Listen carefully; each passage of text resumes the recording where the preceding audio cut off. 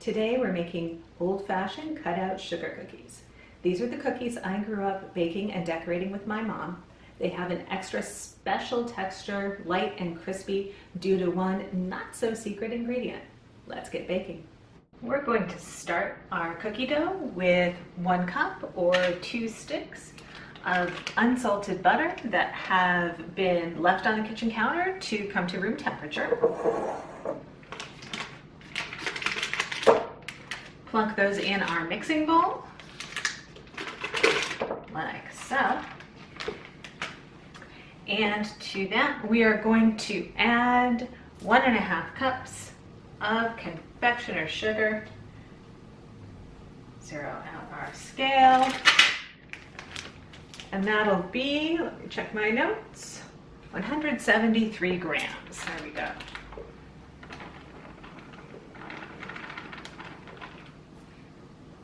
But 173 on the dot. Perfect. We don't need to, 175, that works too. We don't need to sift this. We're just going to mix it in with an electric mixer. I'm using my stand mixer today, but of course you can use whatever you have on hand. And it's the powdered sugar that's going to give these cookies a really light, crispy texture. All right, we are going to mix this on first on low, because we don't want the powdered sugar explosion in the kitchen, and then we'll work our way up to medium and get the butter and sugar nice and fluffy, scraping down as needed.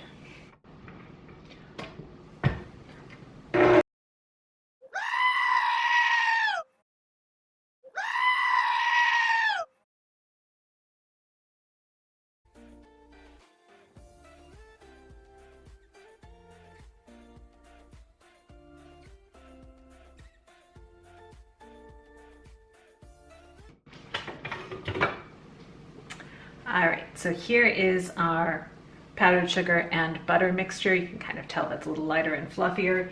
Even the low speed on the mixer to start did not save me from a big puff of powdered sugar, but that's all right. We're gonna get flour on the counter anyway. Baking is always a little bit messy. All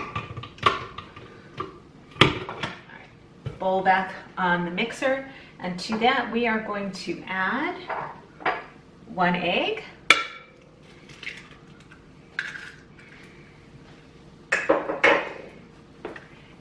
a teaspoon of vanilla extract,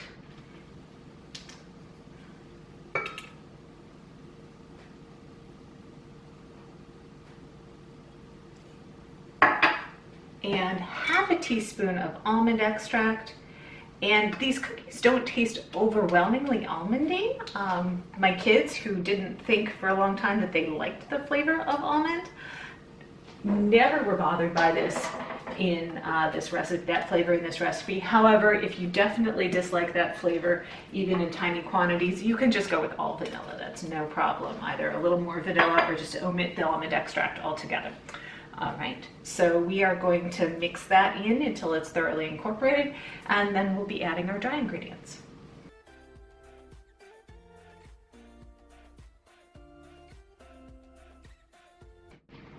All right, so we've mixed in our egg and our almond. If it doesn't look completely homogeneous, it's okay. It'll work itself out when we put the flour in. And speaking of flour, we are going to put 2.5 cups of all-purpose flour into our bowl. So, winds up being 300 grams or so of flour.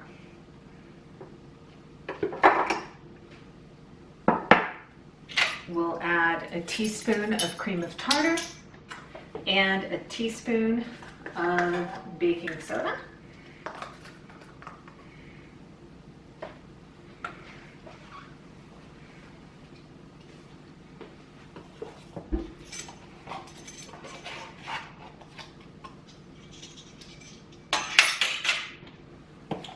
And we're just going to mix those leaveners, or those things together for about 30 seconds. I'm just going to use a fork. You can use a whisk. whatever you need to do. That just ensures that there are no little pockets of baking soda, or if we were using salt, we're not here. It's something like that, which can cause uneven rise, obviously uneven flavor, or worst of all, if you've ever put too much baking soda in something, the taste of a clump of baking soda in your final baked goods is not fun. So we're going to avoid having that happen by thoroughly mixing this together. All right, so we'll go ahead and add that dry mixture into our butter mixture in a couple of additions, just so that things mix in evenly. And again, we don't want that puff of dry ingredients in our kitchen if we can help. All right, let me put a little bit of that in here.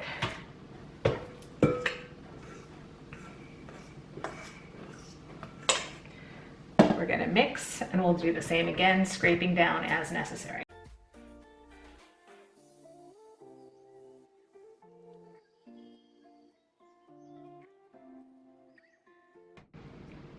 Okay, so as you can see, we have a fairly thick dough. It is evenly mixed. We don't have any little streaks of egg or anything like that, no streaks of unincorporated flour. And we are going to go ahead and scrape that off of the beater, out of the bowl, and onto a sheet of plastic wrap. Wrap that up, and we want to chill this dough for at least a couple of hours. You can leave it in the refrigerator for a day or two, or if you want to wait a little bit longer to make your cookies, you can park that in the freezer indefinitely. The refrigerator dries things out, but the freezer doesn't. So chill that dough down, and we're going to meet back at the kitchen counter with some chilled dough to roll and cut these cookies. We're back. We have our chilled dough ready to roll out. If your refrigerator temp is rather cold, or certainly if you've frozen your dough, you're going to want it to thaw. If it's really cold, you might need to give it a few minutes at room temperature, but there's a real fine line. Cold is your friend with this, because the dough is so delicate and butter-based. It's going to get too soft to work with really quickly. So if you are trying to make a bunch of cookies at once, you might want to roll it, cut the shapes, put them on a cookie sheet in the refrigerator, pull them back out to put the decorating sugar on. If you are working with a very meticulous cookie decorator, such as my children, but especially when they were younger, and myself when I was a kid, those cookies might need to take trips in and out of the refrigerator, so just so that they don't get all melty or difficult to work with, or the shapes don't get distorted when they go into the oven. So we're going to unwrap our dough.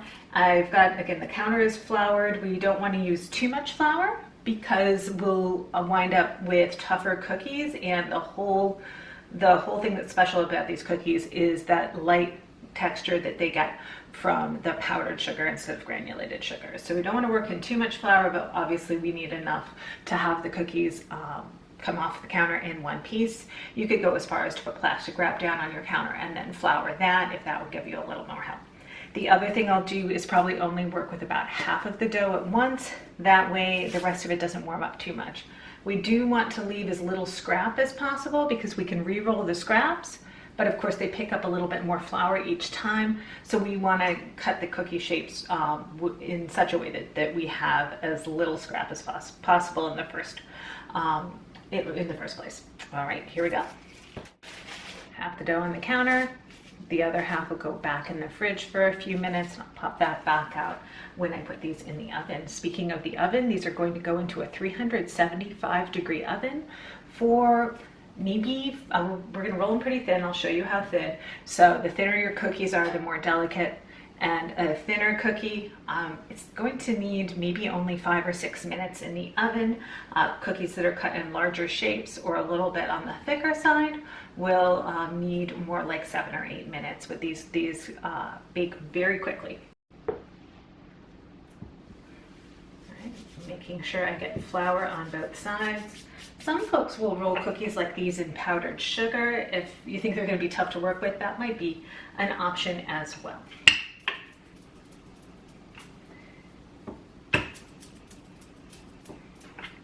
I'm going to keep moving my cookie dough as I roll. I don't want to have big cracks in it. We can of course repair the cracks a little bit, but that'll make the cookies tougher to hold together, of course.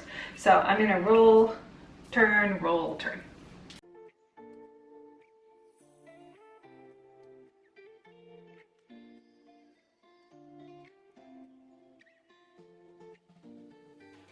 All right, I have some rather thin cookie dough.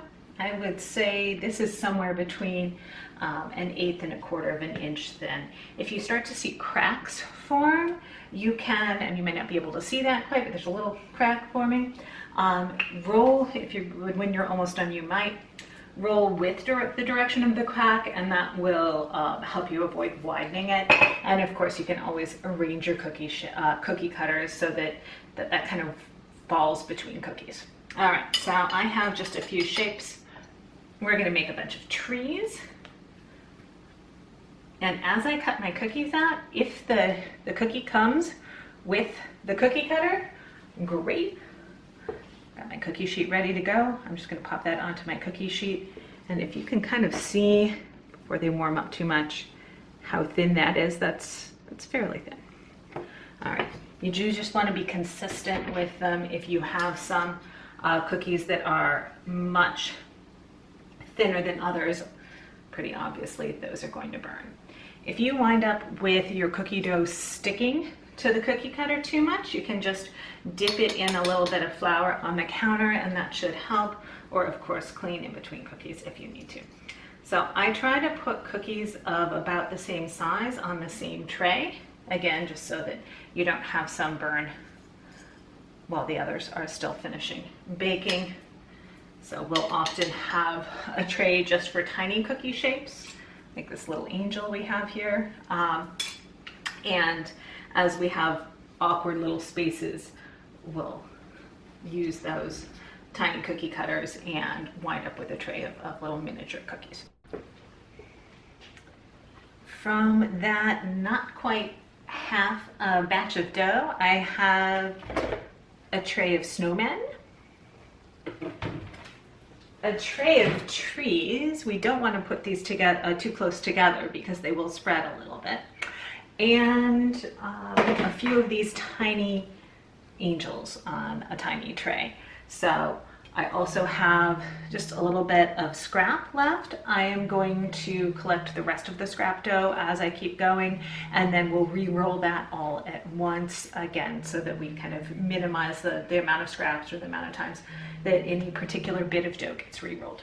All right, so this did take a few minutes. These do get soft very quickly. So I'm gonna pop these trays in the refrigerator and we will meet back with some decorating sugar and then pop them into the oven. Our trays of cookies have chilled a bit in the fridge. We're going to add some sprinkles to these. I always do the sprinkles before they go into the oven because that way they really do stick a bit better. There are some decorations you can add after if you do any icing piped onto the top or anything like that. We just keep it simple around here with some colored sugar sprinkles. We could do pink trees. Got some red here, trying to make them festive.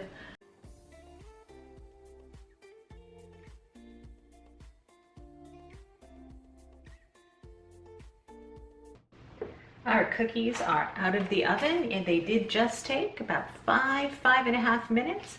As you can see, they are not too dark, but they are just gently browned at the edges.